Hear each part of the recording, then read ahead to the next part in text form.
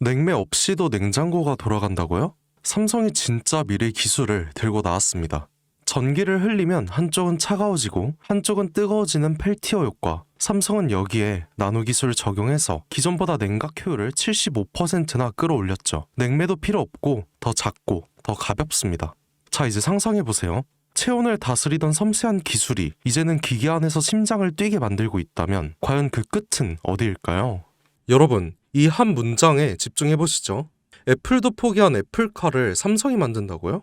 처음 들으면 허무맹랑해 보일 수 있습니다. 그런데 이 이야기를 하나씩 들여다보면 결코 가볍게 넘길 수 없는 흐름이 감춰져 있죠. 그 중심엔 다름 아닌 이재용 회장이 있습니다. 그가 움직이면 단순한 시범 사업이 아닌 삼성의 미래 로드맵이 시작되는 신호기 때문이죠. 2024년 이재용 회장이 무려 10년 만에 중국을 방문합니다. 그런데 흥미로운 건 그가 방문한 대상이에요. 반도체도 아니고 스마트폰 협력 업체도 아닙니다. 바로 전기차 산업의 상징적인 기업들 BYD와 샤오미였죠. 특히 샤오미는 스마트폰 브랜드로 잘 알려져 있지만 최근 몇 년 사이 전기차 시장에 뛰어들면서 그야말로 업계의 기적이라 불릴 만큼 빠른 성장을 보여주고 있죠. 2023년 8월 샤오미는 정부로부터 전기차 사업 승인을 받습니다. 그리고 그로부터 단 7개월 후 2024년 3월 30일 SU7이라는 모델을 세상에 공개하죠. 이건 전기차 시장에서도 드문 속도였죠. 샤오미는 핵심 기술이 없었습니다. 자율주행도 배터리 셀 생산 기술도 직접 보유하고 있지 않았어요. 하지만 이들은 기술을 가진 파트너들과 협업을 통해서 단시간 내에 제품을 완성시켰죠. 이른바 조립형 기술 생태계인데요. 기술력이 아니라 협업 역량으로 제품을 만들어내는 구조죠.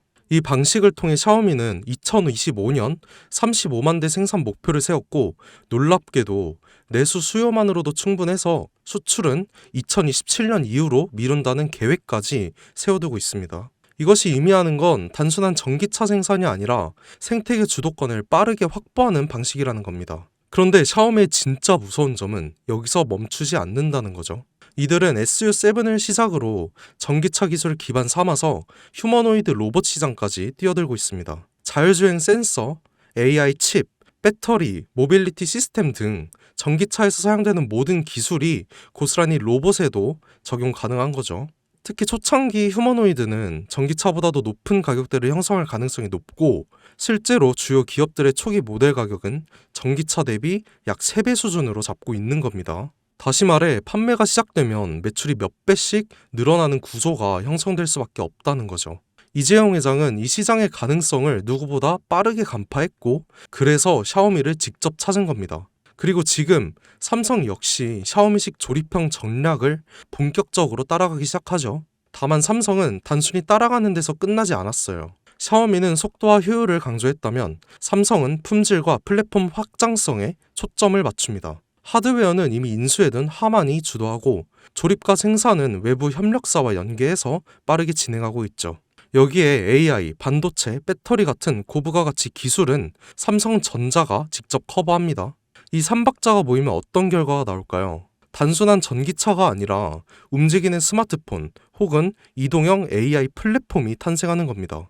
즉, 삼성카는 자동차의 형태를 띤 차세대 디바이스이며 곧 삼성 휴머노이드의 핵심 플랫폼이 될 수도 있는 거죠. 이 그림의 중심에는 2016년 이재용 회장이 직접 M&A를 단행한 기업 하만이 있습니다. 당시 10조에 달하는 인수 금액은 많은 전문가들 사이에서 무리수라는 평가를 받았지만 2025년 최근에 하만은 영업이익 1조 3천억 원이라는 역대 최고 실적을 기록하며 이재용의 경영 능력을 다시 한번 입증했죠. 하만은 단순한 카오디오 기업이 아니에요. 자율주행, 스마트카, 휴머노이드, 그리고 AI 음성 인터페이스까지 모두 연결할 수 있는 핵심 기술을 보유한 기업입니다. 이 와중에 블룸버그는 삼성전자가 소너스를 3조 원 규모로 인수할 것이란 보도를 내놓습니다. 소너스는 미국 프리미엄 홈 오디오 브랜드로 하만과 결합 시 생태계가 스마트카와 스마트홈, 로봇까지 자연스럽게 연결되죠. 다시 말해 하만 플러스 소노스는 삼성의 인터페이스 플랫폼 완성이라는 그림이 만들어지는 거죠. 이 시점에서 시장은 또 한 번 반응하기 시작했습니다. 그 반응의 중심에 있던 종목이 바로 아남전자인데요.